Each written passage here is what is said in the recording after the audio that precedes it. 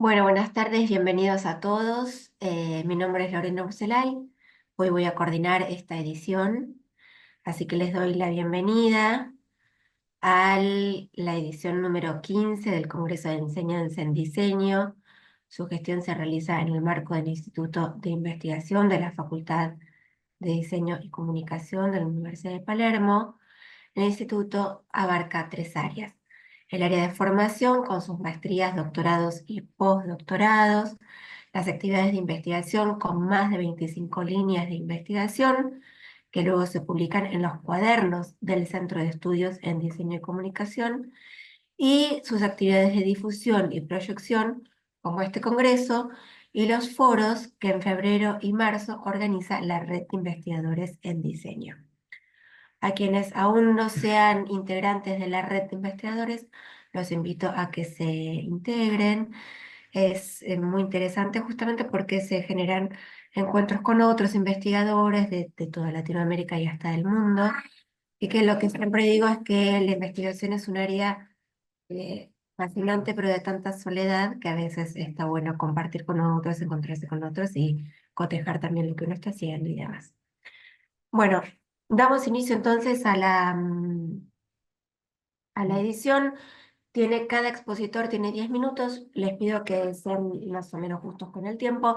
Si se pasan unos minutitos no hay problema, pero igual tratar de respetar eso. Yo igual les voy a ir los voy a ir diciendo cuando estén cerca del tiempo, como para que redondeen.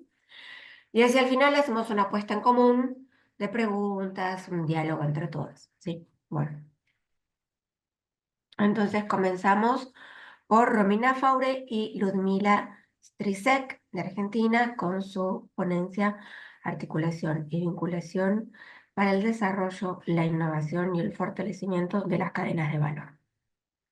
Así escuchamos. Bueno, buenas tardes a todos. Mi nombre es Romina Faure, soy diseñadora textil y especialista en docencia universitaria, y me acompaña mi colega Ludmila Strixek, quien es diseñadora gráfica, magíster y actualmente está cursando el doctorado en la Universidad de Palermo. La propuesta que venimos a contar hoy es un poco la metodología de trabajo que se viene implementando en la carrera de licenciatura en diseño de indumentaria y textil de la Universidad de la Cuenca del Plata ya hace más de 10 años, y cómo esto permitió la articulación y la vinculación no solamente de los estudiantes, sino también con nuestro entorno. Para ponerlos un poco en contexto, la Universidad de la Cuenca del Plata se sitúa en la ciudad de Corrientes, con más de 30 años de trayectoria en el nivel académico superior, y la carrera de licenciatura en diseño de indumentaria y textil forma parte de la oferta académica hace ya más de 10 años. Y bueno, un poco a lo largo de estos 10 años se ha ido construyendo la identidad de la carrera en base a la articulación de contenidos y saberes que después nos fue permitiendo vincularnos mejor con el entorno. Dentro de estas articulaciones o vinculaciones que planteamos, eh, tenemos dos formatos de articulación que un poco están supeditados a la estrategia pedagógica que propone la universidad, en formatos de intercátedra o intercarreras. Particularmente nosotros iniciamos nuestro trabajo de articulación en formato intercátedra horizontal. Esto quiere decir abordando una misma problemática desde diferentes cátedras que comparten el mismo año y mismo cuatrimestre. Entonces, por ejemplo, abordamos desde tercer año el proyecto de elaboración de una marca de indumentaria y textil, y en esa problematización se involucran las cátedras de diseño de indumentaria, diseño de calzado, taller de confección, tecnología en cuero, que son todas materias que están en el tercer año, primer cuatrimestre. Entonces, se obtiene una mirada más global de todo lo que tiene que ver con la indumentaria, y se hace un proceso de trabajo más eh, colaborativo y reflexivo, y se propone una articulación de contenidos que por ahí sí se trabaja como estamentos estancos o cada cátedra individualmente. Por ahí esa conexión o interrelación cuesta un poco más. Después de esta primera experiencia, lo que se hizo también fue trabajar en formato de intercarreras. Nosotros pertenecemos actualmente a la Facultad de Ingeniería, Tecnología y Arquitectura, donde convivimos con las carreras de diseño gráfico y arquitectura, pero en la propuesta anterior de facultad también formaba parte de la licenciatura en publicidad. Entonces, una vez que este trabajo intercátedra articulado fue bien aceitado, por decirlo de alguna manera coloquial, se incorporaron a las carreras de diseño gráfico y a las carreras de publicidad para abordar el tema con mayor complejidad y generar no solamente la estructura de una empresa, sino también la imagen visual, la comunicación, la identidad de la marca desde el signo marcario, si se quiere. Y después, a medida que fuimos avanzando en el tiempo y afianzando nuestras prácticas, porque si bien esto, como lo estoy contando, pareciera ser súper natural, requiere de un trabajo muy exhaustivo por parte del plantel docente, eh, de articular y ver la forma de que todo el tiempo estemos trabajando sin pisar contenidos o sin demorarnos o sin confundir criterios. Entonces, también pudimos lograr una articulación vertical. Esto implica cátedras de diferentes años, del mismo cuatrimestre, pero de diferentes años, donde pudimos desarrollar proyectos de mayor complejidad, donde al alumno que está más avanzado le permite refrescar saberes previos y volverlos a reinterpretar para reaplicarlos, y a los alumnos que están en un año inferior les permite visualizar lo que se viene o prepararlos para una mejor aplicación a futuro, digamos. Esto nos permite a nosotros poder visibilizar hacia el exterior y mostrar a nuestro contexto el trabajo que se desarrolla en las cátedras, que permite que el entorno, nuestro contexto, dé cuenta de lo que nosotros estamos trabajando y nosotros recibimos respuesta en función de lo que ven. Está buenísimo porque nos permite contrastar nuestra práctica, pero a su vez nos permite pensar y desarrollar actividades de vinculación por propio pedido del contexto real en el que estamos inmersos.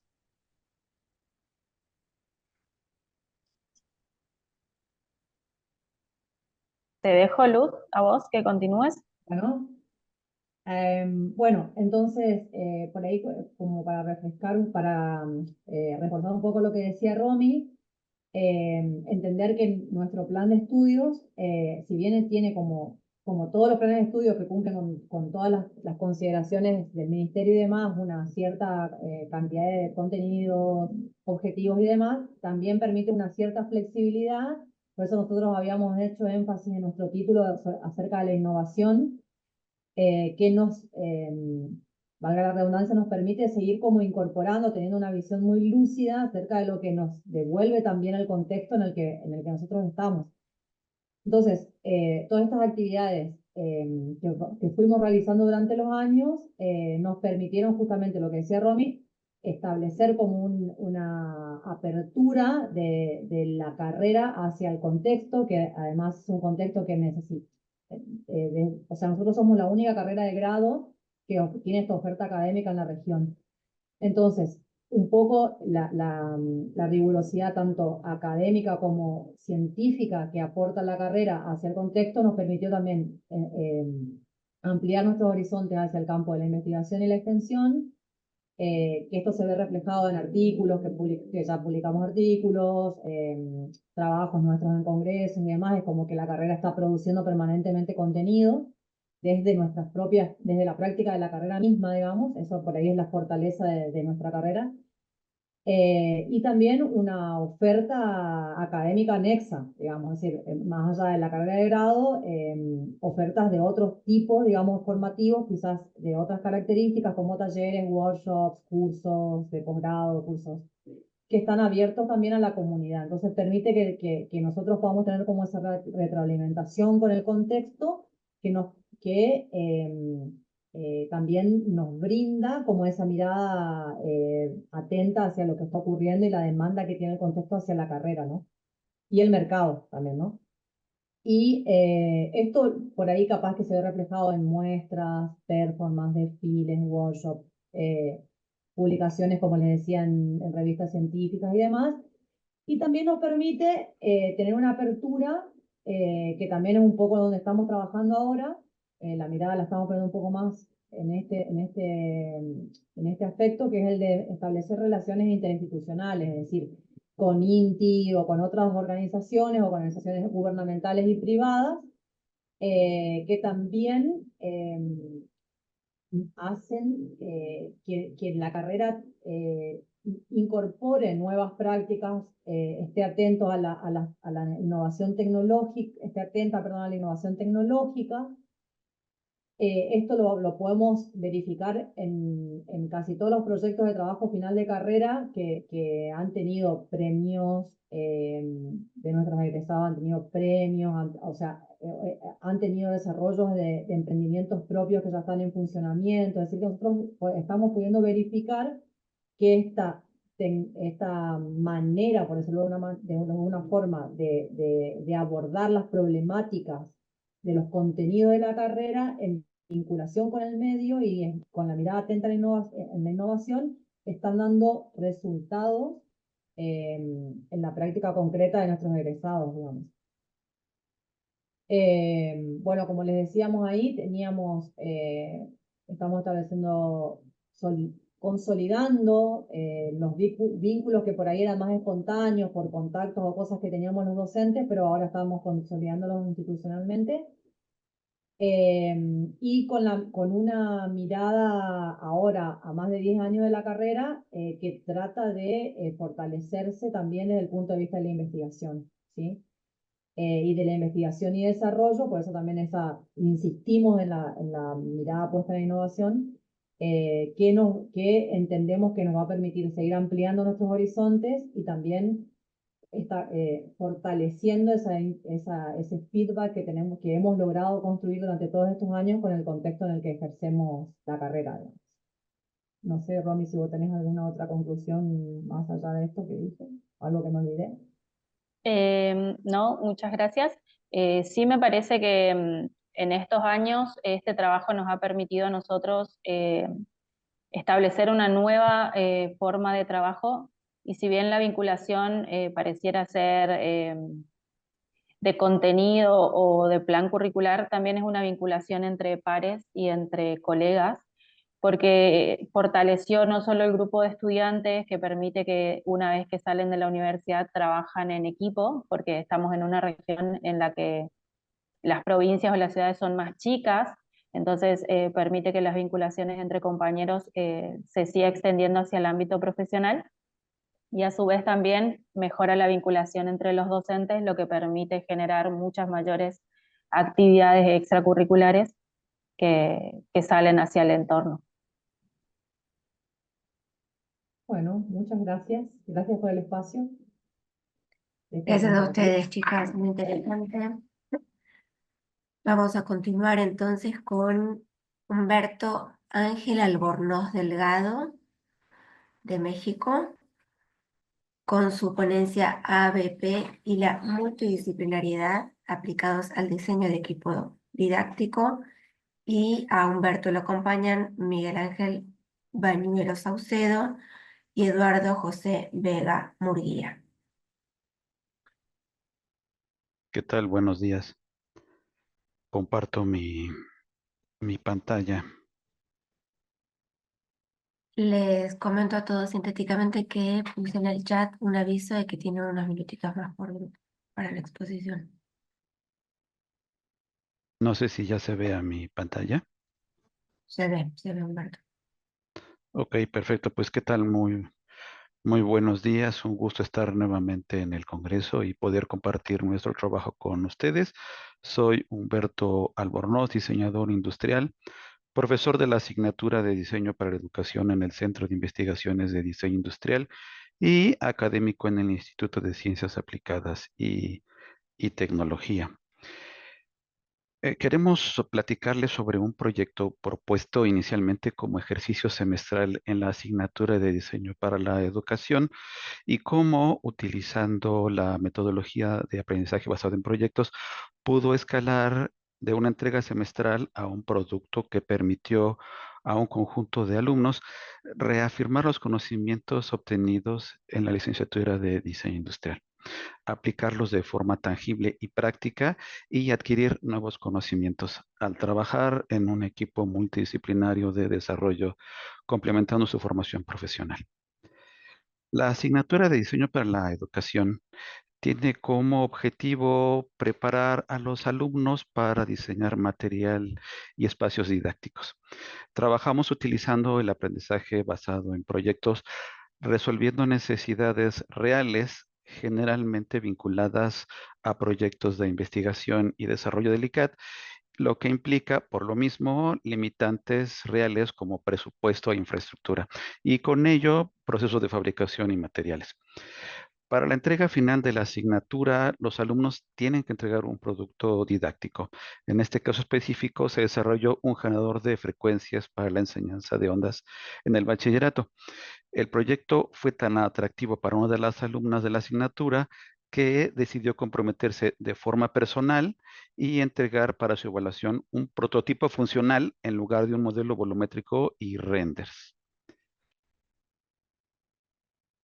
Este compromiso permitió a la alumna trabajar sobre la construcción de un prototipo funcional y complementar sus conocimientos en procesos de manufactura, materiales y costos, así como indagar sobre temas complementarios como la electrónica requerida para su funcionamiento, programación en Arduino y la pedagogía enfocada a la enseñanza de las ciencias, así como la física aplicada necesaria para garantizar que las actividades propuestas se pudieran realizar de forma eficiente, incluyendo las innovaciones como los elementos para hacer vibrar burbujas de jabón.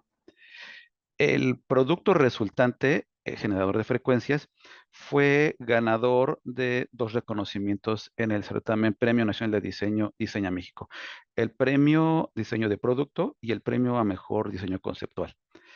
Y fue presentado también como ponencia en el Encuentro Nacional sobre Enseñanza de la Física a nivel medio superior.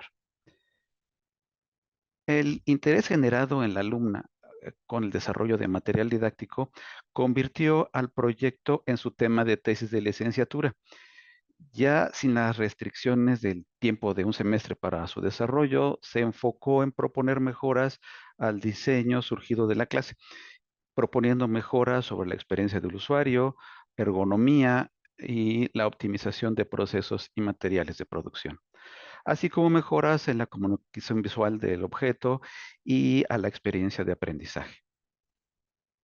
La alumna desarrolló un proyecto conceptual que presentó para su titulación, que no pudo realizar de forma tangible debido al aislamiento generado por la pandemia de COVID-19, la cual impedía fabricar el prototipo en las instalaciones del ICAT. Sin embargo, ella tenía que presentar su examen de grado y por consiguiente fue necesario separar el proyecto en 2 cursos de acción. Por un lado, el proyecto conceptual para la obtención de su grado y el proyecto de desarrollo del ICAT. Para el proyecto de desarrollo se contó con la colaboración de alumnos que se integraron al programa de servicio social, cuyo objetivo es diseñar productos educativos innovadores. Los alumnos se integraron al equipo de desarrollo, aportando sus conocimientos y la experiencia adquirida en su formación profesional como diseñadores industriales, su creatividad, inventiva y en una dinámica multidisciplinaria bajo la metodología de aprendizaje basado en proyectos. Pero, ¿por qué aprendizaje basado en proyectos? Porque permite a los estudiantes aprender solucionando problemas prácticos y reales que los sumerge en un proceso de investigación y creación colaborativa, tanto entre pares como con otras disciplinas, desarrollando conocimientos y habilidades, pero sobre todo haciéndolos protagonistas de su educación. La metodología ayuda a desarrollar mayor autonomía, confianza, creatividad, pensamiento crítico y adquirir nuevos conocimientos y enfrentarse a situaciones similares a las que encontrarán en su futura carrera profesional.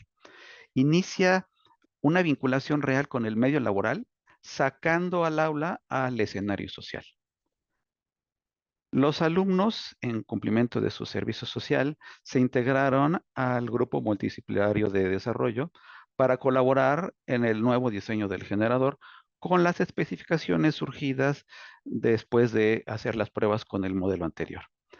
La nueva propuesta planteó cambios en el concepto original y proponer un dispositivo con características que mejoraran su eficiencia, optimización de procesos de producción, mejor accesibilidad a mantenimiento y reparación, una experiencia del usuario y también ergonomía, así como mejoras en la comunicación visual del objeto y de la experiencia de aprendizaje. Considerando todo esto, los alumnos plantearon diversas opciones de configuraciones, realizaron bocetos, modelados tridimensionales y renders que permitieron visualizar el aspecto funcional como la posición óptima para los controles de operación, localización de interruptores, conectores de datos y alimentación, así como sistemas y mecanismos propios del equipo. Los modelados también permitieron visualizar propuestas en el aspecto estético y visual, como opciones de acabados, pruebas de color, tamaños y tipos de conectores e interruptores, gráficos, indicadores, etcétera. Sin embargo, una parte fundamental fue el trabajo multidisciplinario de desarrollo. Por ejemplo, trabajar con el equipo de electrónica y contar con los componentes de forma tangible y conocer su volumetría y distribución les permitió a los alumnos realizar un análisis más exacto de las posibilidades del nuevo diseño y su viabilidad. Manejar los componentes permitió enriquecer su conocimiento sobre las necesidades reales de organización de la tarjeta de circuitos impresos, de factores importantes como el calentamiento de los componentes, la necesidad de ventilación, la forma más óptima de colocar los componentes para mantenimiento y reparación, y todos esos aspectos que si bien pueden visualizarse en un render, la manipulación física y las pruebas con modelos y prototipos permitió un acercamiento más real y eficiente a ser también acompañados de asesoría por los expertos en el área, en este caso de la parte de ingeniería electrónica. El trabajo multidisciplinario eh, proporciona conocimientos y experiencias al trabajar con los expertos en el área de electrónica. Los expertos en el área de física aplicada, pedagogía, enseñanza de las ciencias requerida para garantizar el proyecto y eficiente funcionamiento del equipo y a que las actividades propuestas funcionen de forma eficiente, así como trabajar con el diseñador responsable del proyecto y con el técnico en manufactura experto en la manufactura de prototipos, complementando la experiencia de trabajo multidisciplinario con compañeros de otros semestres. Aquí tenemos algunas imágenes del producto ya terminado y final, del cual se están haciendo actualmente ya algunas evaluaciones y pruebas. Y lo importante destacar es que un proyecto surgido de una clase proporcionó, en primer lugar, a una alumna bajo la metodología de aprendizaje basado en proyectos, trabajando de forma colaborativa y multidisciplinaria, cierto aprendizaje que permitió la elaboración de un prototipo y ese prototipo, más allá de conseguir una evaluación, permitió incluso obtener reconocimiento de pares a nivel nacional, pero sobre todo también proporcionó un camino de vida, ya que esta alumna decidió dedicarse al diseño de material didáctico, proporcionando en primer lugar su titulación con mención honorífica y ahora tiene un portafolio de trabajo que se dedica a cuestiones educativas, pero la segunda línea de elaboración permitió que el primer prototipo fuera presentado en congresos, también permitió hacer reportes de investigación y una posterior fase permitió a alumnos de servicio social, igual utilizando esta metodología de aprendizaje basado en proyectos, un trabajo colaborativo y multidisciplinario que los enriqueció y que dio como resultado también aprendizaje en ellos, un prototipo que actualmente se encuentra también en evaluación y presentaciones en congresos. Y otra parte muy importante que queremos destacar es esta cuestión que tienen actualmente muchos alumnos, sobre todo en diseño industrial, de querer diseñar todo y querer solucionar todo con renders. El proyecto les permitió a esos alumnos experimentar de forma directa y tangible que no es lo mismo diseñar o que no deben de diseñar basados en solo renders. El acercamiento y la manipulación de objetos físicos es fundamental en este caso para el desarrollo de proyectos de diseño industrial. Muchas gracias.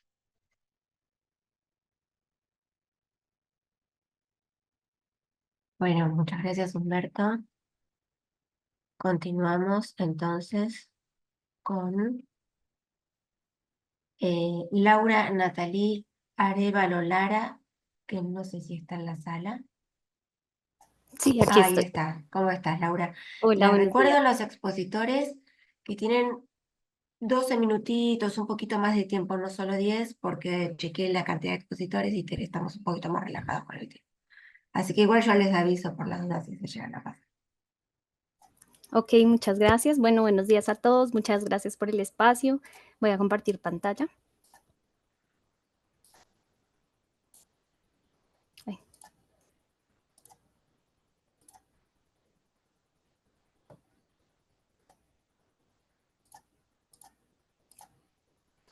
¿Me confirman, por favor, si están viendo la pantalla?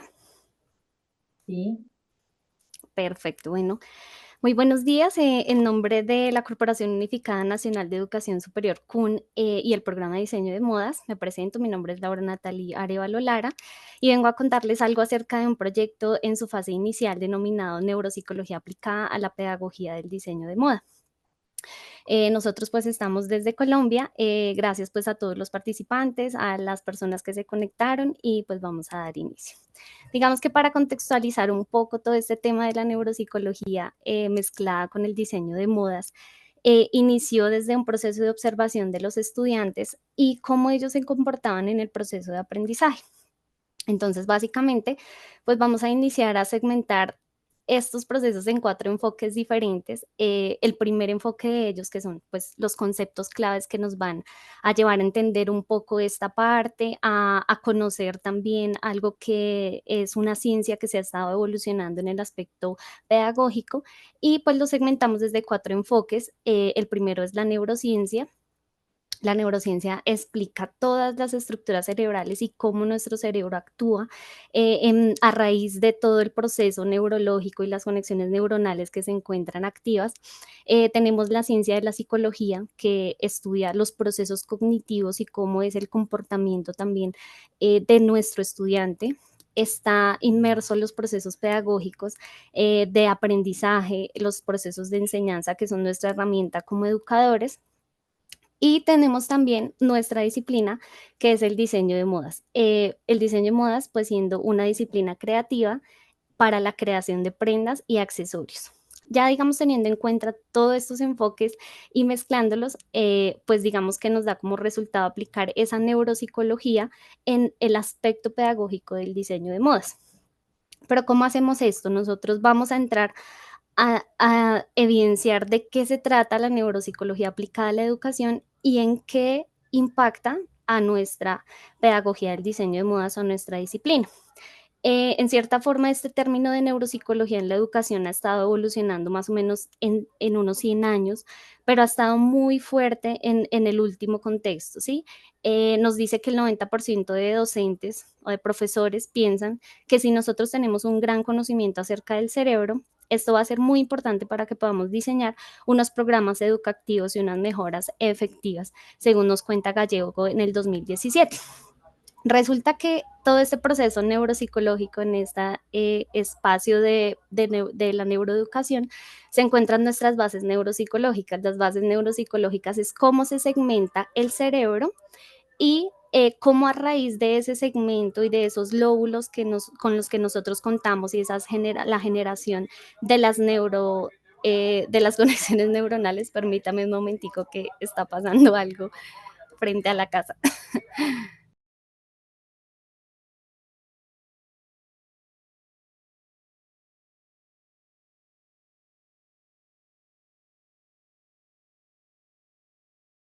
Listo, es un empleo más entonces. Bueno, resulta que todo ese tema neuropsicológico y las bases neuropsicológicas con las que nosotros contamos están efectivamente representadas en las funciones cerebrales que tiene cada estudiante. Entonces, funciones como la atención, la memoria, de pronto los procesos de toma de decisiones y que impactan directamente y dejan de ver de pronto el proceso educativo desde un contexto ya más del hacer, a que nosotros evaluemos qué está pasando con este aspecto motivacional, emocional, psicológico de nuestro estudiante.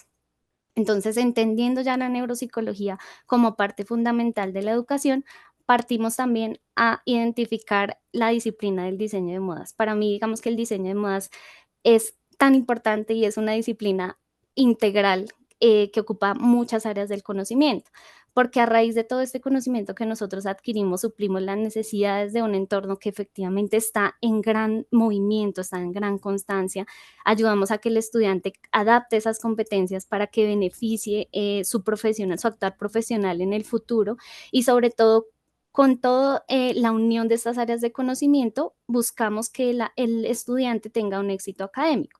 Es integral porque aplicamos procesos creativos, procesos artísticos, estamos dentro del área digital, dentro del área comercial, del área técnica. Y son áreas que nos ayudan a desenvolvernos muy bien en este aspecto integral, como es en la creación de prendas y accesorios. Obviamente no solamente es crear una prenda, crear un accesorio, sino también tener en cuenta que hay un proceso de investigación y a raíz de todo lo que nace y lo que es el proceso del diseño de modas, pues estamos supliendo una necesidad de nuestro entorno. Ya entendiendo el diseño de modas y entendiendo la neuropsicología, vamos a analizar cuál es la relación entre las dos disciplinas. Aquí hay un pequeño esquema, digamos que es muy pequeño y son unas particularidades que pues he identificado como en el aula y a raíz de nuestra disciplina, y es que nuestro cerebro es una máquina, es una gran máquina que genera una cantidad de redes, de conexiones, y que a raíz de esas conexiones que presenta esa máquina, nosotros podemos entender lo que es el diseño. Entonces, eh, en primer lugar, podemos reconocer el esquema corporal. Entonces, el estudiante tiene que reconocer que hay un cuerpo, ¿sí? Que tenemos volúmenes, que tenemos contornos, y es pasar desde un aspecto bidimensional a que reconozcamos ese esquema, a que entendamos también que hay un razonamiento matemático. Muchos de nuestros estudiantes ingresan a estudiar el diseño de modas pensando que no vemos matemáticas y es un gran error porque todos los procesos de patronaje también van a raíz de operaciones matemáticas, de fracciones, por lo que identificamos también este aspecto y este esquema corporal. Tenemos también en el área de diseño que con nosotros como docentes debemos empezar a potenciar ese aspecto creativo, la curiosidad, las ideas innovadoras, porque a raíz de esto es que se generan los nuevos productos que van a suplir las necesidades. Y no solamente eso, la creatividad la tenemos todos, hay que trabajarla, tenemos que tener herramientas que despierten esa curiosidad y esas ideas innovadoras. Tenemos un sistema que es súper importante, que es el sistema motor, que es todo el conjunto de procesos de movimientos musculares finos o gruesos, la motricidad fina o gruesa, y algo que se llama memoria procedimental, que es donde nosotros guardamos el procedimiento. Nosotros en confección sabemos cómo vamos a empezar a confeccionar una chaqueta, guardamos ya ese proceso, digamos que en nuestra memoria procedimental para poder actuar en los diferentes semestres. Tenemos las funciones ejecutivas, como por ejemplo los procesos de que yo planifique, de que tome una decisión, y esto lo vemos a raíz de todos los procesos de gestión comercial, de marketing, de aspectos gerenciales también que se ven en nuestra carrera. Tenemos también el tema de la memoria semántica, la memoria episódica y la memoria a largo plazo. La memoria semántica es donde nosotros guardamos todos los conceptos, las redes de conceptos. La episódica es donde nuestra memoria y nuestro almacén episódico guarda todos los hechos y los sucesos que recordamos. Es más vulnerable al olvido este aspecto de los hechos, porque nuestra memoria puede cambiar y distorsionar ese recuerdo que tenemos. Y la memoria a largo plazo, que es una de las, pues a mi consideración, más importantes, porque ahí se almacena en realidad lo que necesitamos que el estudiante aprenda. Si no alcanza la información a llegar a la memoria a largo plazo, pues probablemente en el transcurso de los semestres se le olvidará la información. Entonces, esto lo vemos cuando ejecutamos procesos de información y de historia. Y si mencionamos de pronto nuestra área de ilustración, cuando hacemos figurines y demás, tenemos que tener en cuenta que nuestro cerebro tiene una agenda visoespacial donde tenemos que orientar al estudiante hacia que hay un panorama y que hay que guardar unas proporciones, que tenemos que ser coherentes, digamos, de los tamaños, y obviamente también interfiere en algo que son las redes atencionales, que yo tengo que prestar atención al detalle, a las luces, las sombras y todos los trazos que estamos realizando. Y uno de los procesos, pues, que digamos, me encanta del cerebro, y es la plasticidad cerebral. Porque la plasticidad es que cuanta más información tú le puedas dar al cerebro, él se va a adaptar a la formación que tú le proporciones. Es decir, nuestro aprendizaje es casi infinito, nuestro cerebro va a ir alimentándose de todo lo que le proporcionemos. Es por eso que esta frase, la mente que se abre a una nueva idea jamás volverá a su tamaño original, eh, refiere mucho a este término de plasticidad cerebral. Entonces, con base a lo que nosotros analizamos, hay otros procesos neuropsicológicos inmersos y que en general están en muchas disciplinas. Entonces, encontramos un factor neuropsicológico que nos dice Bilbao en el 2022, y el tema es que se ha convertido en un reto para la educación, y es mantener esa motivación del estudiante. Y no solamente la motivación, digamos que tener en cuenta que hay una serie de inteligencias múltiples, que cada persona, digamos que funciona de forma única y por lo tanto también aprende de forma única, que tenemos que reconocer las emociones, regularlas, gestionarlas, porque esto también hace parte del proceso educativo. Y el tema de las emociones, digamos que anteriormente nos enseñaban a que hay emociones negativas o positivas, y en realidad es válido todo lo que tú sientes. Es enseñarles a que esa emoción es válida y que no te tienes que avergonzar si lloras, que no te tienes que avergonzar si te pones de mal genio, etcétera, porque son cosas que parten también desde el interior y desde nuestro actuar como seres humanos. Y algo que mencionó Carol Tick, que es elogiar el esfuerzo más que el talento. A veces las personas que elogiamos el talento se acostumbran a recibir ese tipo de elogios. Entonces se genera como un estado de zona de confort donde nosotros decimos, bueno, ya soy bueno, hasta aquí llego. Pero hay personas que se esfuerzan y se esfuerzan y se esfuerzan, y ese esfuerzo, digamos que es a raíz de que adquieren muchos más niveles de dificultad. Entonces, es interesante si llegan a ver de pronto este estudio de Carol Dick. Entonces, por consiguiente, nuestro programa de diseño de modas de la CUN, y al evidenciar todo este panorama neuropsicológico, los modelos pedagógicos, se realiza desde la implementación curricular, que es cuando nosotros desarrollamos los procesos de registro calificado o todos los aspectos curriculares del programa. Orientamos todo esto en 3 paradigmas, en 3 dimensiones, que nos ayudan a construir algo que son las competencias y los resultados de aprendizaje del programa y lo que esperamos de los estudiantes. Básicamente encontramos estos 3 enfoques en el saber cognitivo, y es como estudiar qué estructuras cognitivas se ponen en marcha cuando el estudiante aprende, ¿sí? Estamos, digamos que impactando directamente al hacer del estudiante, pero adaptándolo también al conocimiento. Tenemos el saber praxeológico, que es aprender a hacer a través de la práctica, porque a través de la práctica nosotros adquirimos todas las habilidades de la disciplina. Y finalmente un ser actitudinal, que es enriquecer ese pensamiento crítico, fortalecerlo y revisar cómo el estudiante actúa. No solamente digamos que bajo directriz de los docentes, porque eso ya, digamos que en cierta forma, ese aspecto del modelo educativo ya deja de estar como tan tradicional, y se vuelve a ven, hagamos las cosas los dos, analicemos las cosas los dos, porque no siempre es el pensamiento del docente, ¿no? Nosotros no debemos imponer, porque en cierta forma cada estudiante va a pensar de forma diferente. Entonces, para eso, digamos que dentro del programa estamos generando estrategias en el aula que debemos potenciar. Entre esos, pues la lluvia de ideas, hay una técnica de 6 sombreros para pensar, que es para fomentar el aspecto creativo, los juegos de roles que nos representan unas simulaciones a la realidad, generar ambientes estimulantes, debemos hacer unos diarios de reflexión para que ellos analicen qué es lo que están haciendo, cómo lo están interiorizando, unos diarios artísticos que también nos ayuda como a a que ellos puedan soltar muchas de las cosas que de pronto piensan en su diario educativo, los proyectos colaborativos, porque el trabajo en equipo es súper importante, digamos, el trabajo en equipo ayuda a conseguir esos objetivos, pues si todo el equipo, digamos, que está en pro al objetivo, el feedback constructivo, los espacios de reflexión y por parte de nosotros la flexibilidad en la enseñanza. No podemos entrar a imponer al estudiante, nos toca entrar a orientarlo y acompañarlo en el proceso.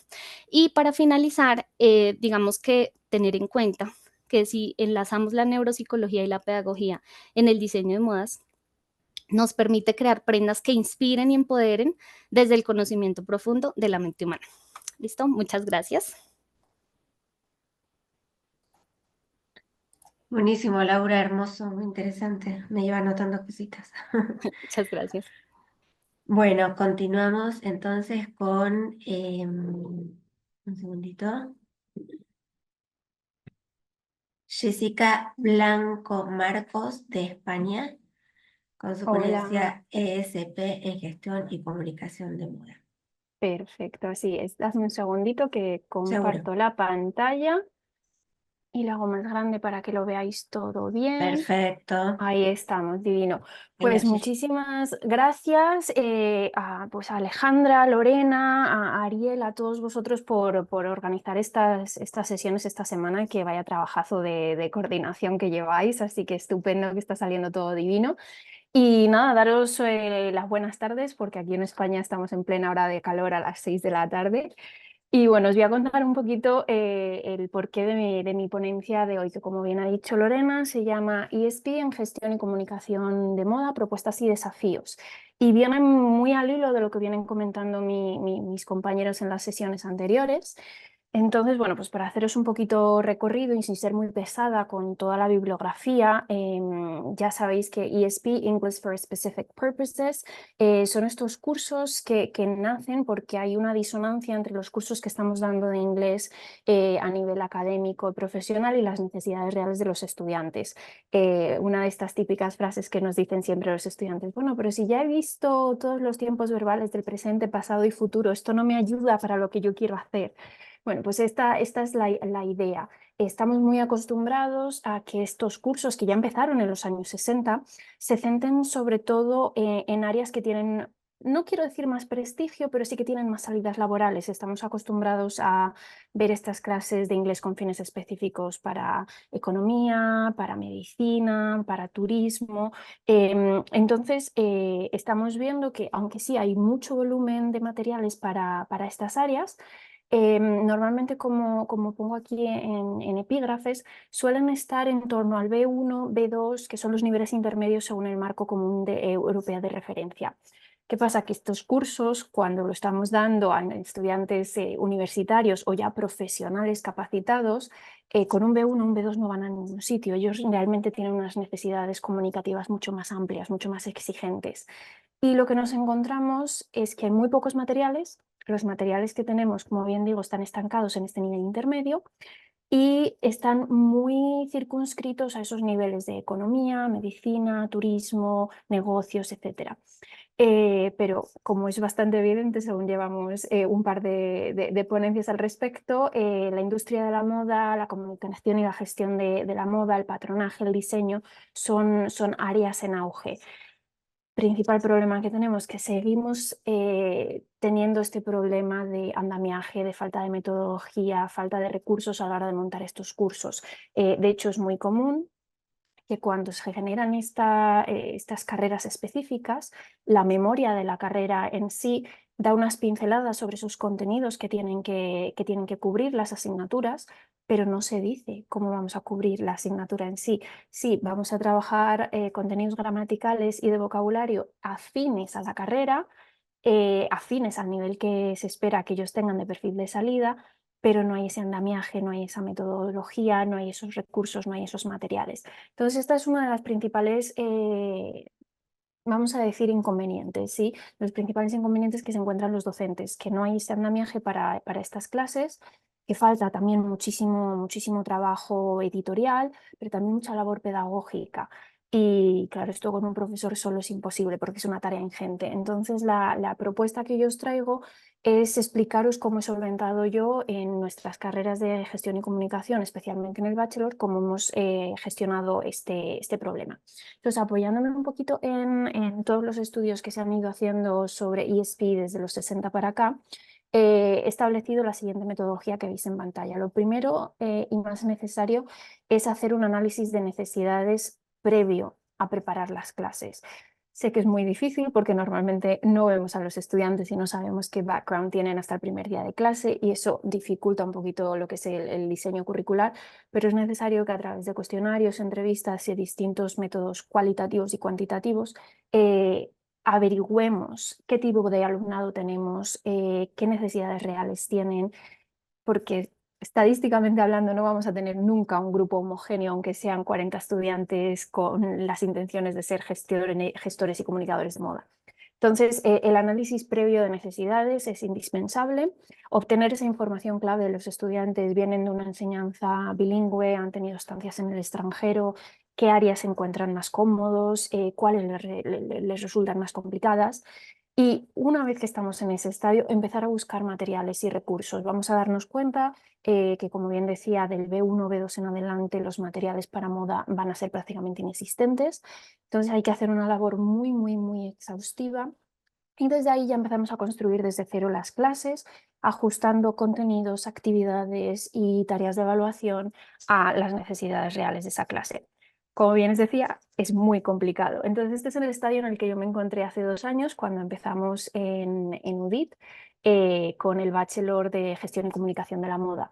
Entonces, son con el sistema ECTS que llevamos nosotros aquí en España y en Europa, son 240 créditos y se distribuyen en 4 años y el 60% de las clases son en inglés y el 40% en español. Van a encontrar clases como, por ejemplo, marketing sí que la dan en inglés, industria de la moda, algunas asignaturas las dan en inglés, pero solo tienen 2 asignaturas a lo largo de esos 4 años de inglés per se. Entonces, siempre se corre un poquito ese riesgo de, bueno, ya damos por supuesto que vienen con un inglés estupendo y no es el caso. Entonces, el requisito indispensable para que entren al grado es que tienen que traer un B2 justificado con cualquiera de los exámenes de acceso, que pueda ser Cambridge, TOEFL, IELTS, APTES, cualquiera. Y se encuentran en primer curso con la asignatura de inglés, que son 6 ECTS anuales.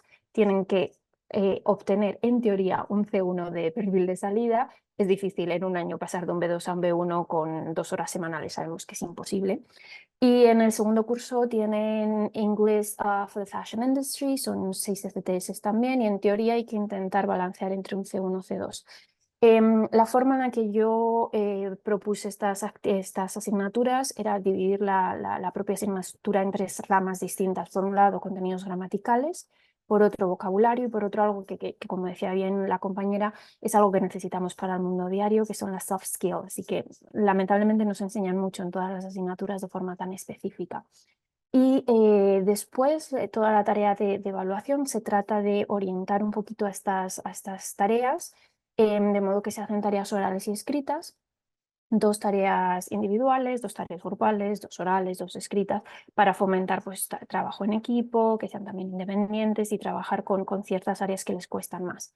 Entonces yo propuse, como bien digo aquí, 4 tareas, 10% de nota final cada una, actitud, participación y realización de deberes otro 10% y finalmente exámenes, con un parcial de un 15% y un 35% para un final.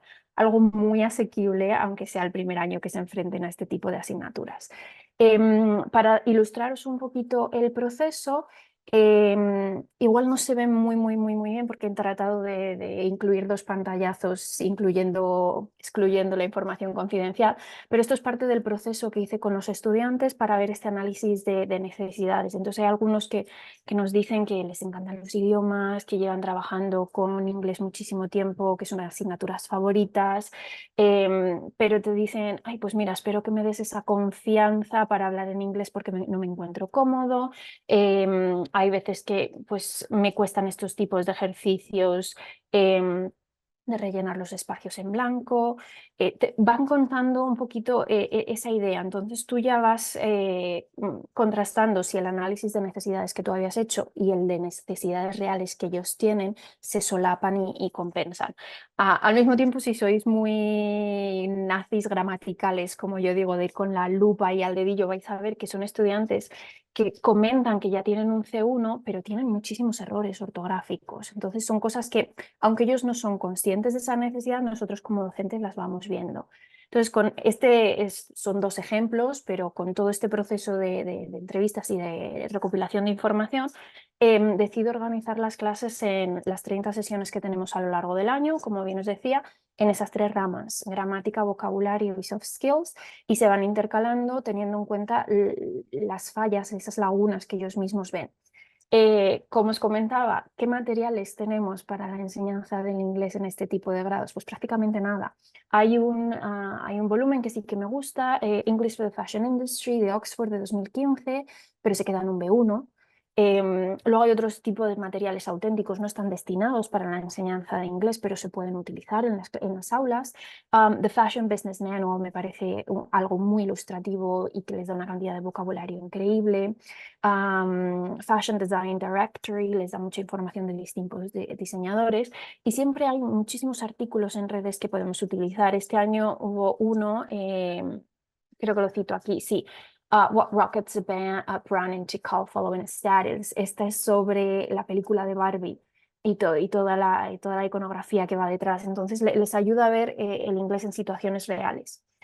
Estas son algunos de los materiales que llevo a las aulas, obviamente una selección súper exhaustiva del vocabulario técnico, y obviamente nosotros seguimos el formato evaluador de Cambridge, entonces hay que hacer unos ajustes. Si sabéis cómo va el sistema de examen, son 5 o 6 horas de examen, es imposible hacer eso en las aulas. Entonces lo que se hace es seguir el mismo formato del listening, use of English, reading, writing, speaking, pero se va dividiendo. Yo de hecho quito el writing y el speaking y lo pongo en esas tareas.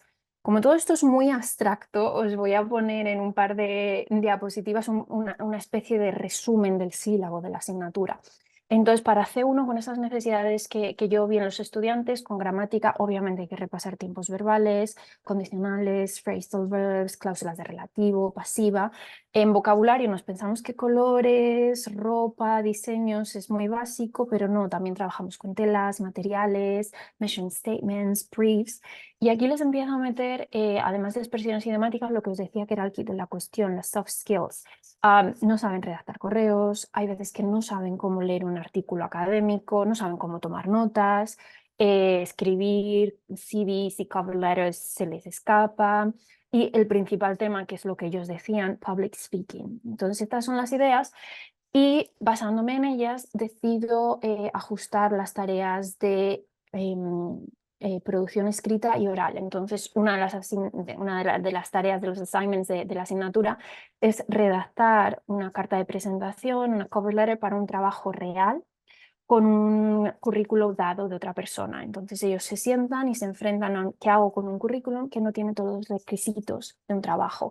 También hacen una exposición grupal con el análisis del vestuario de una película que ellos elijan, aprenden a escribir una mezcla entre un design and creative brief y sobre todo hacen un elevator pitch.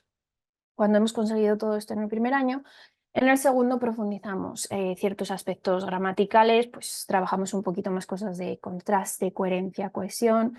Seguimos con el vocabulario, ahora ya mucho más especificado, ya nos podemos meter en branding, product development, marketing, retailing, y seguimos expandiendo esas soft skills del primer año. Entonces, las tareas de este segundo curso son, por ejemplo, redactar un comunicado de prensa, hacer una entrevista de forma grupal, o crear un hilo de Twitter a 4 manos, o sea, haciendo un lanzamiento de una campaña publicitaria. Y en la que más les gustó este curso fue hacer de corresponsal de alfombra roja. Todos nos describieron los Oscar en espectacular detalle. Entonces, estas son las ideas. Os pongo unos pantallazos que, bueno, no se ven muy bien, pero para que os hagáis un poquito la idea, tenemos las instrucciones, la rúbrica, como os decía, que va tomada de Cambridge. Esto es un currículo real de una persona con un trabajo real para que vean esas habilidades que van a tener que desarrollar en cuanto terminen la carrera en 2 años más. Entonces les damos todas estas habilidades. ¿Por qué? Porque pensamos que esa forma de enseñar inglés, que lamentablemente todos las hemos sufrido, no funciona. Eso de rellenar los huecos, los espacios en blanco, gramática, traducción, ya no sirve. Entonces, pues bueno, igual que el compañero nos hablaba de ABP, pues esta es otra metodología que estábamos tratando de implementar. Conclusiones, y con esto ya termino. Tienen una mejor actitud y una mejor motivación. Muchos de ellos venían con una perspectiva muy negativa de otra vez inglés, porque estoy haciendo esta asignatura si yo quiero hacer cosas de moda. Sí que desarrollan esas habilidades comunicativas. Hemos pasado de gente que no quería hablar al principio con ataques de ansiedad a salir voluntarios a hacerlos los primeros. Los resultados académicos han sido excelentes, sobre todo este segundo año, que en una de las clases no ha habido ni un suspenso.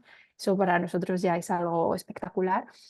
Pero cosa que decimos, es muchísimo trabajo, y a pesar de que ya tienes sentadas unas bases, al curso siguiente es todavía más trabajo. Entonces, bueno, os dejo algunos comentarios de los estudiantes de las encuestas de evaluación que hemos recibido hace unas semanas.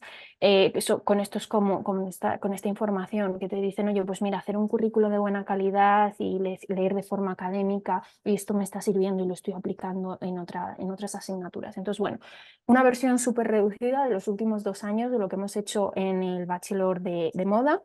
Y bueno, eso es todo. Me presento al final porque suelo hacer las cosas un poquito del revés para que recordéis mi nombre. Soy la doctora Jessica Blanco, de aquí de Madrid, de España.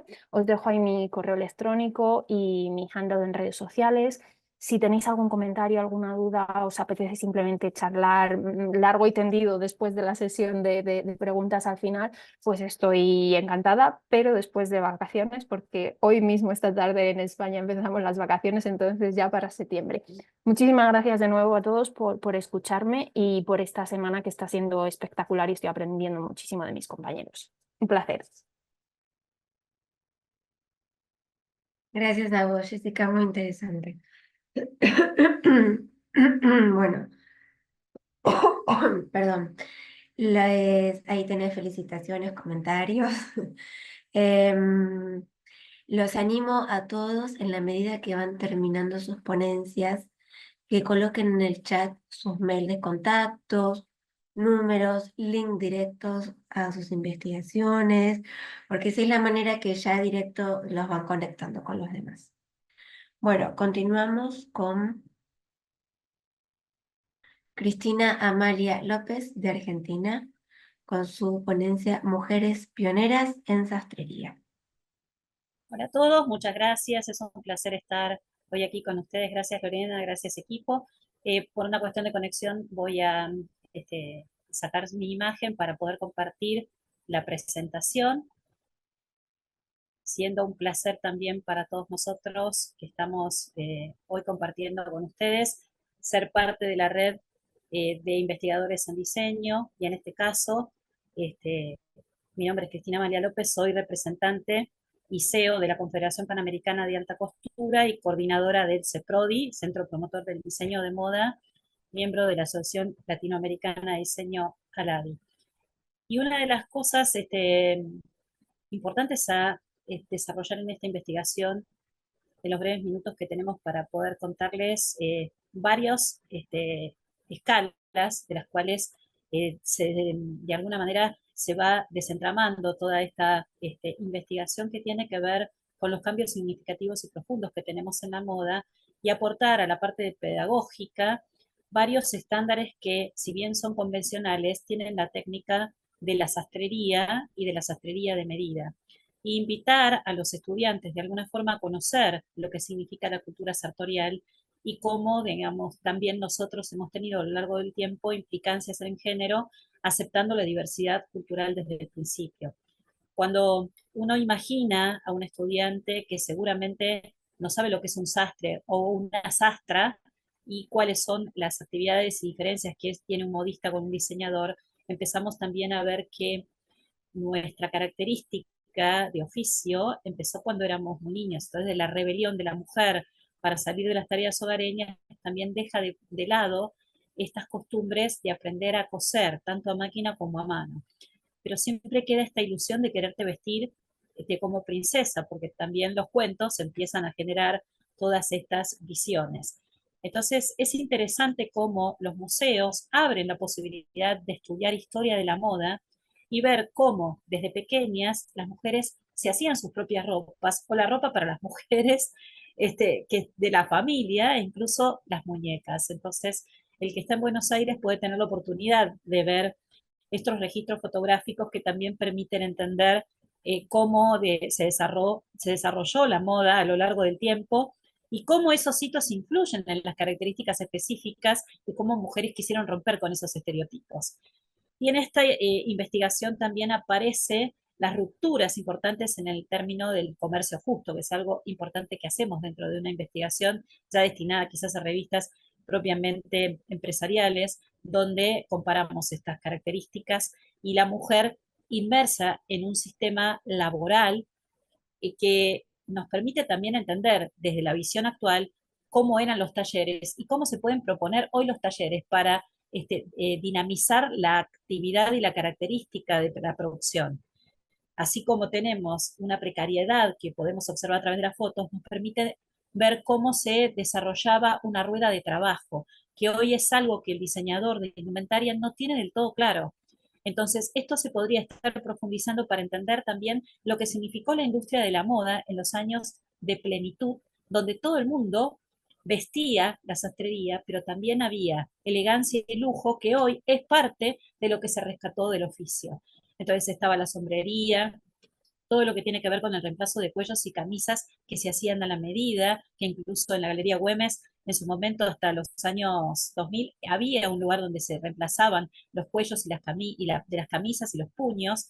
Cuando uno compraba en las mercerías, tenía distintas características que conformaban el atuendo femenino. Y ahí, al ver estas imágenes, la persona que está estudiando empieza como a comprender cómo eran estas mansiones alrededor de los talleres y cómo había una atención específica al público, donde había especialistas que entendían y un grupo de personas que hacían esos desfiles para que las personas tuvieran una colección a lo largo del tiempo, porque se trabajaba sobre la persona como molde específico. Así que esto nos permite también hacer una revisión de cuáles eran las verdaderas pioneras de la sastrería, que es el tema que nos convoca, y también cómo había una industria en alrededor de todos estos lugares donde se examinaba también el trabajo sobre el cuerpo, pero también la técnica específica de la moldería, desarrollada a partir de un estudio ergonométrico que hoy conocemos también en una derivación de ley de talles, para tener la oportunidad de que todas las personas puedan acceder a la oportunidad de vestirse como les gusta y tener la alternativa de tener ese diseño a la mano y poderlo adquirir. Y no que pase esta frustración de decir, no, esto no tenemos para vos, o no tenemos esta característica de lo que pretendés. Entonces también hay todo un desarrollo textil en alrededor de todo eso y cómo se fue modificando también la forma en que la mujer ingresó en el mercado laboral. Y cómo se vestían a través del tiempo, también nos marca las características de quienes ingresaron a la moda, rompiendo íconos y haciendo que aquellas personas que fueron siempre líderes en el mundo sean íconos a seguir en todos los distintos ámbitos. Entonces, la sastrería sigue siendo un factor sumamente importante, pero redefinió esos cánones de belleza, esa concepción de la moda y por otra parte también el sistema corporativo sobre el cual gira y cómo al desaparecer las academias y generar un aprendizaje distinto tenemos más cantidad de personas con una visión creativa, pero no tenemos mandos medios para desarrollar esos talleres. Aparece aquí, digamos, estos últimos 20 años, una visión distinta del rol de la mujer en la sastrería, y aquí tenemos, pongo siempre este impacto en esta fotografía, lo tenemos a Loy Rey Carlos, en ese momento príncipe, con Camila, que iba a su sastrería histórica, que lo viste, y habían incorporado recientemente a una mujer. Si vemos, el que tiene digamos, el centímetro es el sastre que estaba a cargo de la sastrería. Y ella era la que estaba haciendo realmente sus primeros pasos en el tizado de la prenda. Y fue la que convidó a que el rey pudiera entender cómo se tomaba la tijera y cómo se cortaba para darle el ángulo correcto al bajo manga. Entonces ahí entender por qué la sastrería tiene los costos que tiene. Así es donde uno también empieza a entender que no es solamente aprender a cortar con la tijera o tizar y poder cortar con una máquina de alta tecnología hoy en día. Hay que saber qué es lo que estamos haciendo y cómo va a ser nuestra tizada para que justamente lo que pongamos uno sobre otro elimine la mayor cantidad de desperdicio posible. Así que acá tenemos a Catherine, que es uno de los ejemplos de cómo es una sastrería hoy en día, con los moldes colgados, con la prenda terminada, con la prenda en procesos, la oportunidad de tener un lugar donde realmente extender el paño para poder cortar, tener esos moldes uno desarrolla y puede estar tizándolo en base a un molde base con las características y las medidas directas que toma sobre el cliente, los muestrarios. Son un montón de relaciones que tienen que ver específicamente con cómo vemos hoy en día el comercializar la sastrería desde el lugar femenino, incluso no solamente atendiendo a damas, sino atendiendo a caballeros. Entonces ahí está el elemento importante de romper este paradigma de que no podemos atender a caballeros siendo mujeres. Entonces ahí está esta alternativa de saber cómo podemos posicionarnos a través de nuestro espacio y ver cómo estamos desarrollando esta tarea estos últimos años, apareciendo en las tapas de las revistas importantes de moda, no solamente con propuestas de vestidos, sino con propuestas de sastrería en distintas alternativas y circunstancias.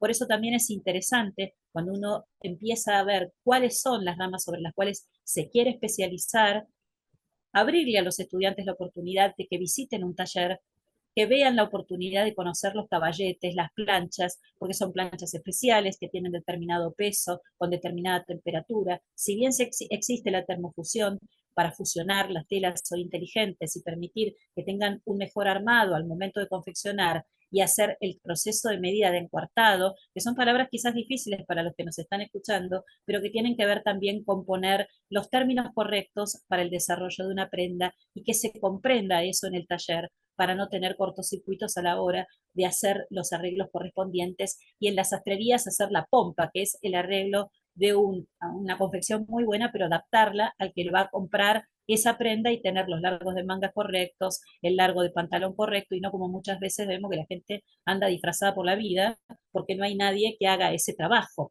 Entonces, sí, muy lindo cuando lo mostramos, pero cuando no es lo mismo una persona que tiene 1,85 m, una persona que tiene 1,50 m y las dos tienen un talle 42. Entonces, antiguamente se producía con la idea de que todos tuviéramos ese desarrollo de poder aprender a tener distintos talles con distintas alturas, con lo cual la estatura era importante, el porte y la complexión. Estos son datos específicos y técnicos que nos gusta desarrollar desde el lugar de una confederación panamericana de profesionales de alta costura, de organizaciones donde detectamos estas problemáticas a la hora de querer, digamos, transferir ese legado que tiene la sastrería y ver toda la cantidad de puestos de trabajo abiertos a aquel que sabe coser a mano, que sabe reparar una prenda, la reparabilidad y el patrimonio que genera ese proceso, como así también la oportunidad de ver los nuevos talleres. Habíamos visto recién láminas donde veíamos en el tiempo, hace 120 años atrás, cómo eran estas características y cómo lo son ahora, con nuevas máquinas, con máquinas que cosen a velocidad, que tienen distintas puntadas y que es, digamos, importante tener sectorizado cada especialización. Nosotros en el Colón tenemos la oportunidad de tenerla como referente a esta jefa de la parte sartorial, donde también su testimonio es importante y a veces es bueno visitar estos lugares para darnos cuenta cuáles son las ramas de la alta costura que todavía están presentes y que forman parte de esta búsqueda de excelencia y que nos permiten también, como hemos propuesto este año, también con un trabajo que hemos realizado con la Universidad de Desarrollo de Chile, hacer un trabajo sobre la escuela de la Bauhaus y la influencia de esta nueva Bauhaus verde del sur global, proponiendo miradas que nos trae la Bauhaus, pero reproponiéndolas desde el lugar latinoamericano y la puesta en valor también de los territorios en los cuales la mujer está en la sastrería femenina y puede estar participando también en sectores que antes le eran vedados. Con lo cual, para nosotros es importante analizar y ver cómo en las distintas escuelas, por ejemplo la italiana, empezamos a ver maestras astras con esta característica particular de especializarse varios años, porque no son cursos cortos, sino que es una carrera, pero dentro de una academia, y las mejores finalistas han sido mujeres, con lo cual para nosotros es un orgullo también empezar a replicarlo aquí en América Latina, darles nuestro sello de respaldo a estos centros de trabajo productivo que generan mandos medios y ver la alternativa de certificar a todos aquellos profesionales que están trabajando hace años pero que no tienen una titulación, con lo cual también alentamos a que eso ocurra y también generamos los diplomados para jerarquizar estos institutos con la intencionalidad de apoyarlos para que tengan también el continente y apoyo técnico de los especialistas que tenemos en cada una de estas entidades. Para nosotros este recorrido de alguna manera de la niña que toma por primera vez una máquina de coser, a la adulta que dio de comer a sus hijos a través de su trabajo extremadamente digno, a veces muy mal pago, a transformar este proceso en diseñadoras que miran esto como un negocio. Es importante verlo como un negocio del lujo, así que realmente para nosotros es un verdadero gusto poderles poner, digamos, a disposición estas alternativas que nos permiten, sin lugar a dudas, mostrar lo que significa la sastrería. Ahora voy a dejar de compartir y quiero mostrarles algo lindo que tengo para ustedes. Voy a prender mi cámara y decirles que a veces lo patrimonial también forma parte de nuestras vidas. Esto que ustedes ven es la máquina que estaba expuesta en el museo. Bueno, yo tengo, esta máquina es alemana, era de mi mamá cuando era pequeña, así que es parte también de lo que conservamos a través del tiempo y uno a veces muestra todas estas bellezas que permitieron aprender y que uno daba los primeros pasos de niño y amó este proceso de aprender y se formó también en los talleres de sastrería, donde no solamente se arma de cero la ilusión que el cliente tiene, sino también el hecho de cómo atender al cliente, cómo comunicar este proceso en el cual la persona viene con la idea de mejorar sus defectos y ese estudio de los defectos del cuerpo hace que no estemos resaltando lo que no le gusta al cliente, sino al contrario, le hacemos ver una visión frente al espejo que gradúe todo aquello que podemos nosotros reestructurar como médicos externos de la persona.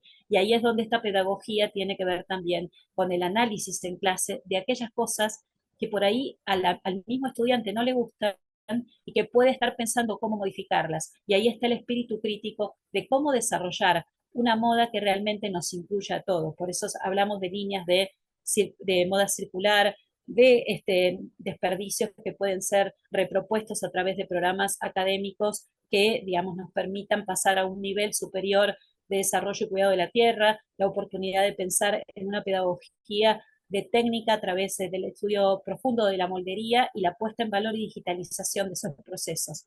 Así que bueno, hay mucho por hacer, muchas alternativas para pensar y un diagrama de que la moda, sin lugar a dudas, desde el momento uno incluyó. Y este es el gran desafío para incluir algo más tan importante como es la oportunidad de que todos tengamos un trabajo digno y que nos paguen bien por eso. Muchísimas gracias. Muchas gracias, Cristina. Una belleza la maquinita de coser. Adivina. Bueno, falta una expositora, no sé si está en sala, la llamo a ver si está. Ella es Janet Liliana Benavides Ardila.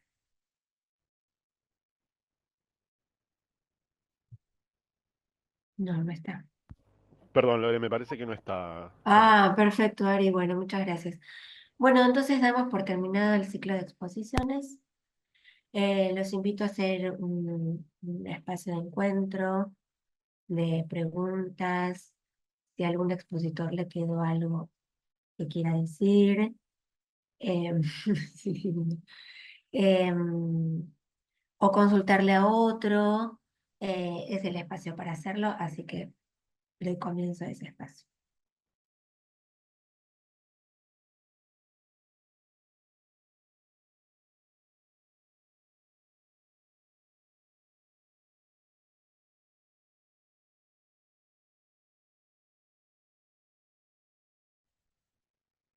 Yo puedo ir diciéndoles algunas cositas que me anoté como para invitarlos al diálogo.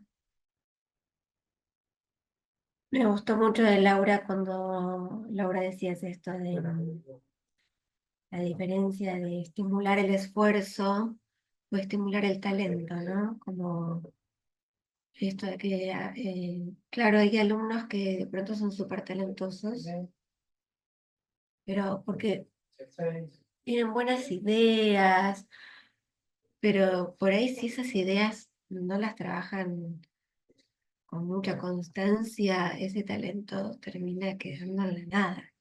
Entonces finalmente a veces a mí me pasa como docente que Hay unos que por ahí son más trabajadores y se esfuerzan y por ahí les cuesta un poco, pero se esfuerzan y terminan haciendo trabajos que están buenísimos, pero decís, bueno, finalmente es esa apuesta eh, del trabajo lo que te sacan adelante, digamos. Exactamente. Pues para contarles un poquito más de pronto de ese estudio que realizó Carol Dick, digamos que me llamó muchísimo la atención porque ella lo que hizo fue coger pues dos grupos, ¿no? Experimentales en el tema educativo. Entonces, cuando ella hizo un ejercicio de pasar una serie de problemas matemáticos, a un grupo pues le pasó pues los dos mismos ejercicios. En un grupo ella dijo, oye, qué talentoso eres, la naturaleza de tus matemáticas está en ti, no sé qué, bueno, a un grupo. Al otro grupo le dijo, oye, qué buen esfuerzo, presentaste un gran esfuerzo al desarrollar los ejercicios y demás. Entonces ya en una segunda etapa, ella vuelve a pasar otros ejercicios de matemáticas. Estos ejercicios estaban entre unos grados de dificultad alto y un grado de dificultad menor. Y ella se dio cuenta y determinando pues ya el proceso de investigación, dijo, las personas a las que se les elogió el talento determinaron que iban a coger todos los ejercicios que fueran mucho más fáciles. Y a las personas que se los elogió el esfuerzo, intentaron adaptar o resolver los problemas que eran más difíciles. Entonces, digamos que en conclusión esto, ella dio a entender que las personas talentosas, cuando ya consideran que el talento es nato, que es natural, solamente se van por un estado de confort, porque digamos que ya hay una reputación, de pronto el miedo a quedar mal, de decir como, si no puedo resolver estos problemas, pues ya no tengo talento. Sí, entonces vamos a quedar como un estado de zona de confort. Y por lo tanto, las personas que se esfuerzan, cada esfuerzo necesita o representa un reto para ellos. Entonces, este esfuerzo significa que ellos son tan perseverantes que a pesar de que consideren que no tienen el talento, van a ser exitosos por el simple hecho de que superan estos obstáculos. Y digamos que esto lo he vivido básicamente porque en nuestra disciplina del diseño de modas en noveno semestre, ya los chicos llegan que no quieren hacer nada. Entonces las actividades, digamos que se proponen, entonces es como de pronto decir, no, yo ya no quiero, ya digamos que esa motivación que tenían inicialmente en la carrera se pierde y también básicamente es porque siempre se premia el talento. Entonces, los chicos ya saben que les va bien, que son buenos para X cosa, pero en cierta forma hay chicos que se esmeran, que trasnochan, que hacen, que uno les ve como ese esfuerzo. Entonces, me gustó, digamos, que la reflexión que hizo ella y efectivamente, pues yo también me quedo con elogiar el esfuerzo, más no tanto el talento. No, está buenísimo. Además que también, bueno, en moda, que yo también doy clases en la carrera de producción de moda, también hay en la moda y en el arte, pero también hay en la sociedad, ¿no? Una, como una idea de genio romántico, ¿no? Que viene del romanticismo, como esta cosa del genio, ¿no? Del genio más allá de la realidad terrena, ¿no? Entonces es como que también socialmente se exacerba tanto esa figura, ¿no? Del genio como más allá de lo terreno, ¿viste? Que un poco lo que decís, que es todo lo contrario al que trabaja, entonces asociar el trabajo artístico y de diseño a al trabajo, eh, sin esa aura de especial, digamos, ¿no? Como, viste que últimamente se usan las pasarelas internacionales, se lo veía a Pierpaolo Piccioli de Mesón Valentino, saliendo a saludar con el equipo atrás, ¿no? O con su equipo, como diciendo, bueno, somos todos, yo ideo y ellos confeccionan, o ideamos, viste, como una cosa más de equipo y de trabajo en equipo, ¿no? Y de trabajo, ¿no? El genio encumbrado que es un poco complicado. Pero en el diseño y en el arte es mucho, ¿no? Ese rol está muy subrayado. Yo creo que desde los medios también, ¿no? Porque es como que vende esa cosa toda más fabulosa, digamos. Exactamente, sí. Ajá. ¿Alguien quiere preguntar algo? Pues más que nada, yo un poco descontextualizado, pero Ujú. maravillado de todas las cosas que pude aprender hoy gracias a sus exposiciones. La verdad, la parte creativa que nos une a todos es una de las cosas justamente que ya empiezo a pensar cómo poder adaptar todas las cosas que aprendí hoy de ustedes, las puedo implementar en mi disciplina. Muchas gracias por compartir todas sus experiencias y espero nos podamos ver pronto. Buenísimo, Humberto. Sí, a mí también me pasó y también veo que muchos, bueno, por la comisión que es, ¿no? Pero atentos todo el tiempo a cómo dinamizar la enseñanza, ¿no? Que todos trajeron esas temáticas que tienen que ver con la comisión, que es un desafío enorme, ¿no? Con las generaciones más jóvenes que traen otros tiempos, otras maneras de prestar atención, otras maneras de entender, de aprender, qué sé yo. Y seguramente muchos de ustedes, como yo, que somos de la era analógica, teníamos otra manera de aprender con otros tiempos y veo que para todos es un desafío. Lo que contabas vos, Luzmila, también me pareció buenísima la investigación, buenísima, y cómo desde lo que están haciendo abren lugares, ¿no? En definitiva, como eh, generar espacios de reflexión, espacios de acción, de comunicación, que son muy necesarios, ¿no? En el aprendizaje, que no que se quede en una educación de antes de el docente explica, el alumno lo escucha, memoriza. Digo, como que hoy suceden otras cuestiones, un poco también lo que decías vos, Laura, que hacen que el conocimiento perdure. A mí me pasa que yo doy historia de la moda. Y yo muchas veces le digo, si yo les cuento fecha por fecha la vida y obra de Chanel, mañana se la olvidan primero. Y segundo, lo pueden buscar en internet. Tengo que intentar que eso les interese de otra manera, que lo recuerden. Y ahí está como toda esa investigación de todos ustedes, ¿no? De decir, bueno, ¿cómo hago? ¿Cómo lo abordo?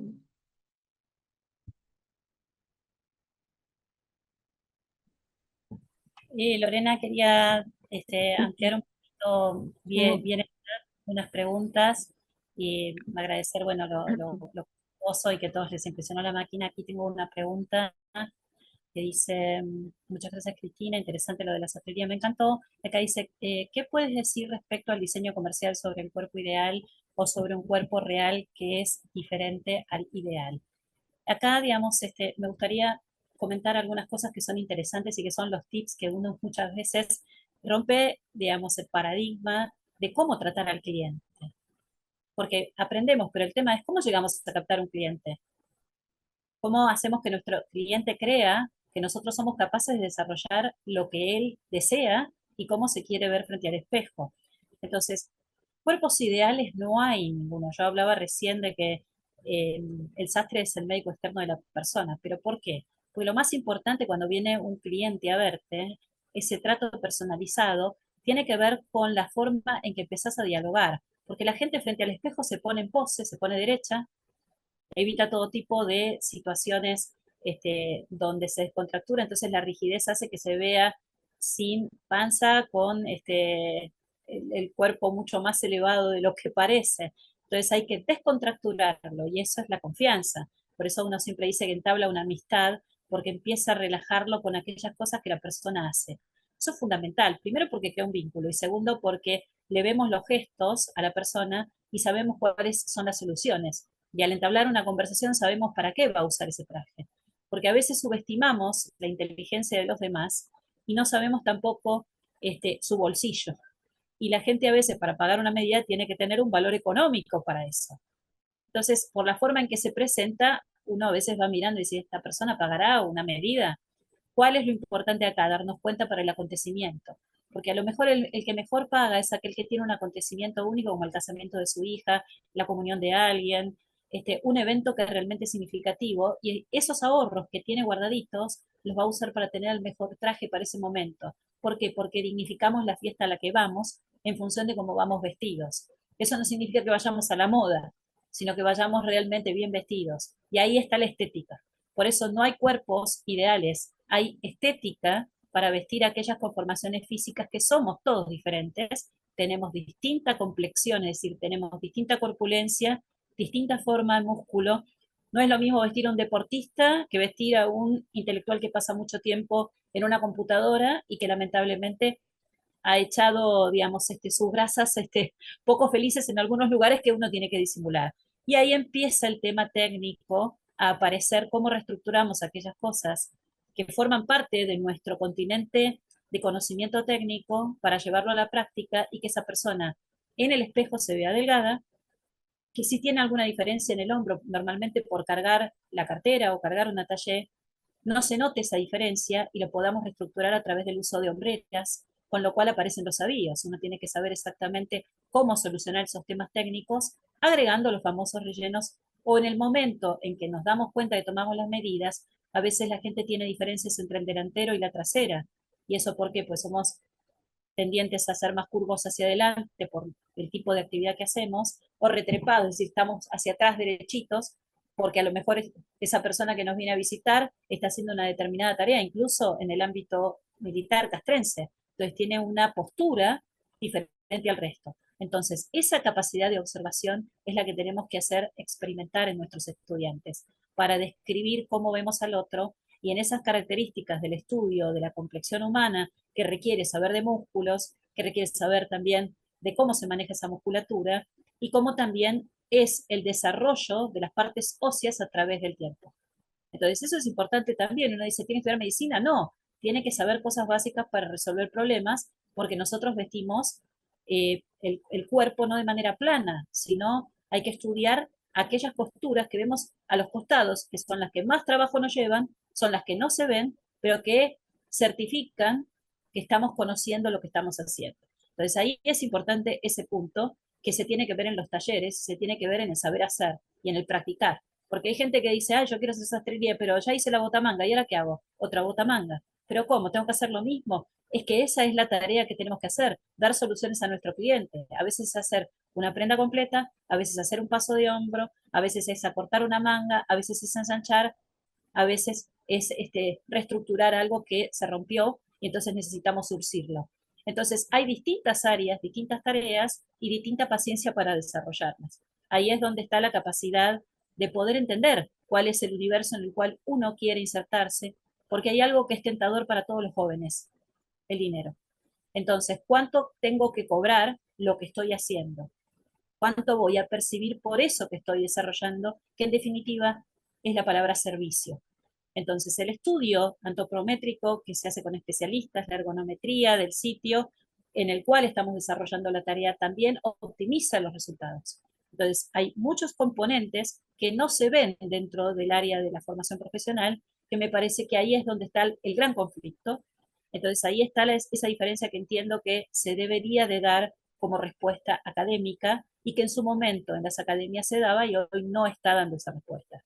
¿Por qué? Porque no todo el mundo puede estar al frente de un negocio, pero alguien puede ser parte de ese negocio haciendo el pantalón, el chaleco, la camisa, el moñito, la faja. Hay distintas áreas. Entonces ahí cada uno tiene un rol y puede seguir aprendiendo. En la moda siempre se está aprendiendo, pero en la sastrería más todavía, porque siempre aparecen nuevas situaciones. Y el experimentar con el tocar hace que sepamos qué tela estamos trabajando, cuál es el entramado de ese tejido, de dónde vino, quién lo hizo, y de qué manera podemos reproponer situaciones que tienen que ver con nuestro propio continente multicultural de cada lugar donde estamos. Y ese es el gran desarrollo que hay que hablar en los conversatorios como este, agradeciendo este espacio y agradeciendo la oportunidad de poder expresar de esta manera los pensamientos que desde lo profesional les vuelco, porque es algo que hablamos con los profesionales y que tiene que ver con esta difícil tarea de encontrar gente capacitada para los talleres. Así que muchísimas gracias.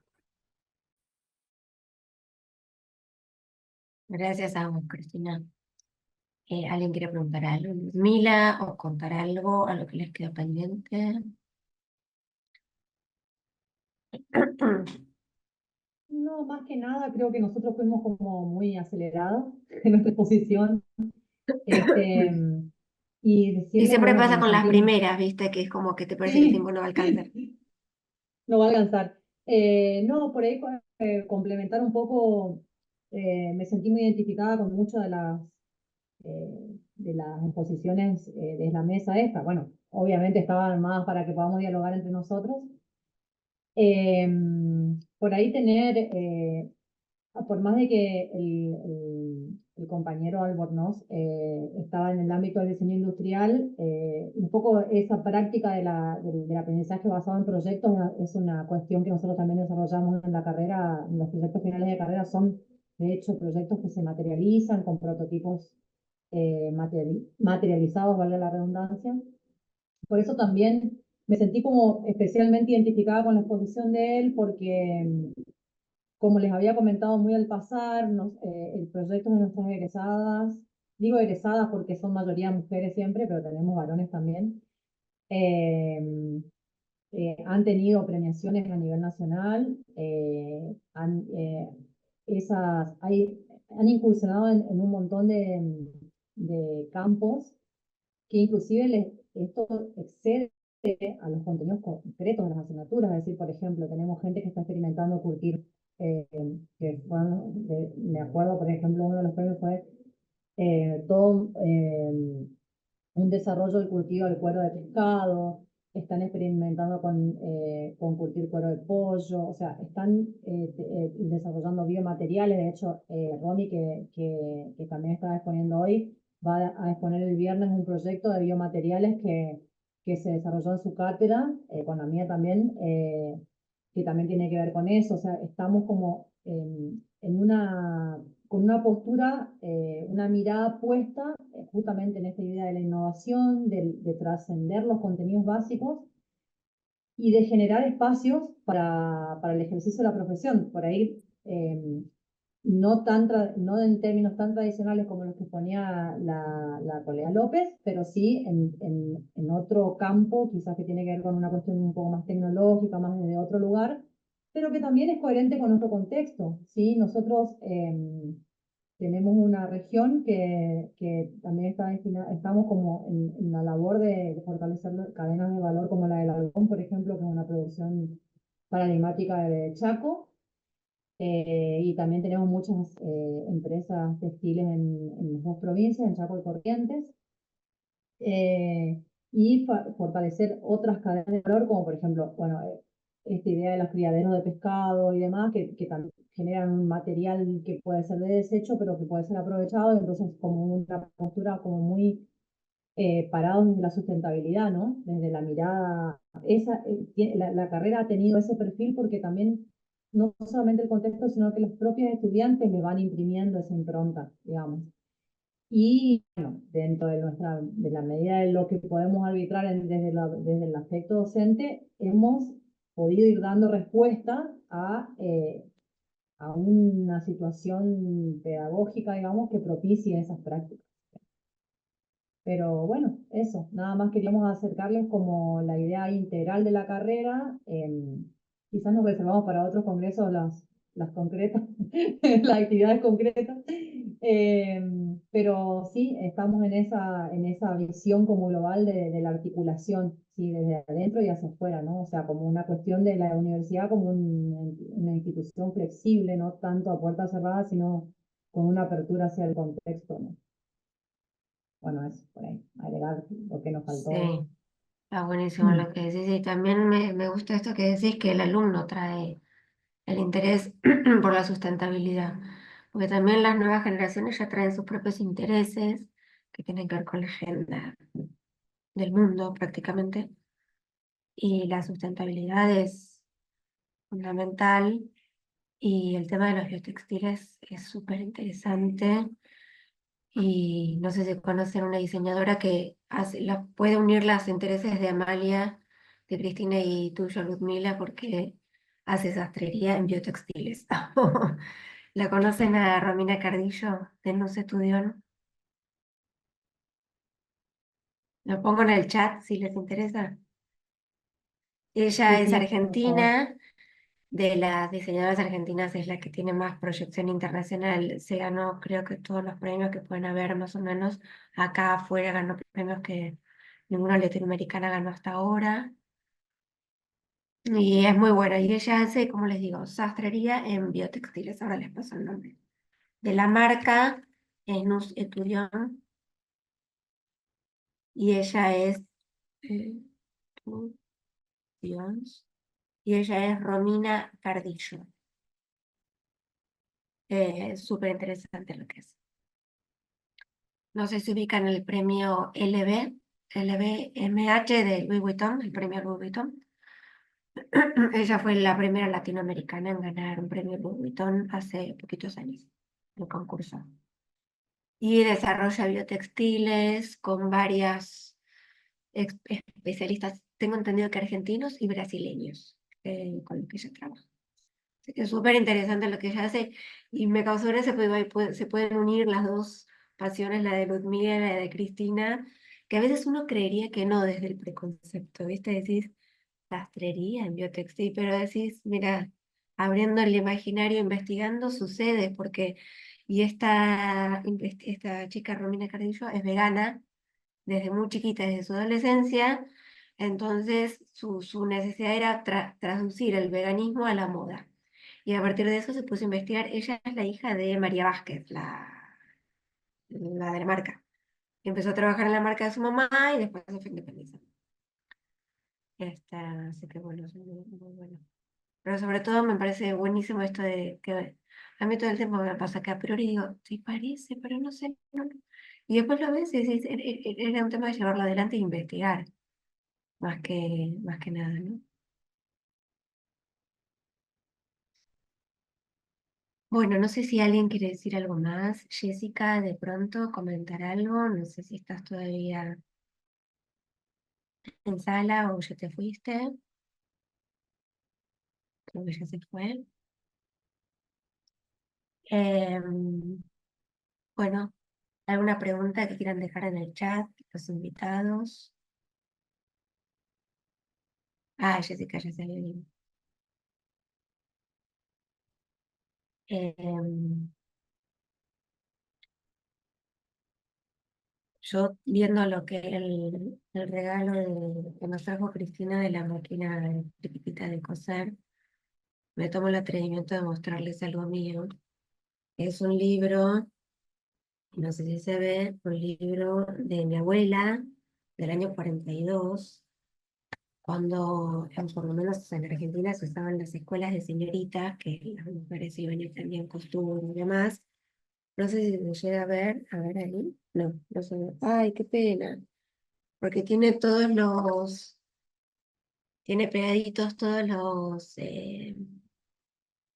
las, los moldes de la escuela de señorita, que eran 3 años.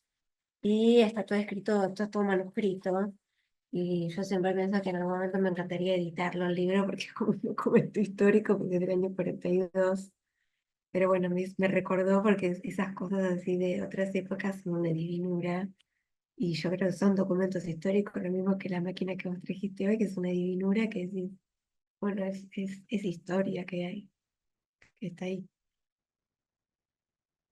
Bueno, si nadie tiene nada más para decir, entonces vamos a ir dando por terminada la edición. Les agradezco muchísimo su presencia. Los esperamos en las próximas ediciones. Gracias, Ariel, por el apoyo técnico. Y De bueno, nada, Lore.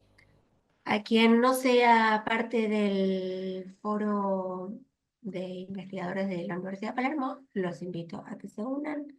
Eso pueden hacerlo a través de la web, o si no nos escriben y les pasamos el mail de contacto, porque siempre está bueno esto de estar en contacto con otros, relacionarse y ver qué sucede en lo que es investigación. Bueno, muchas gracias a todos. Hasta luego. Gracias, hasta luego.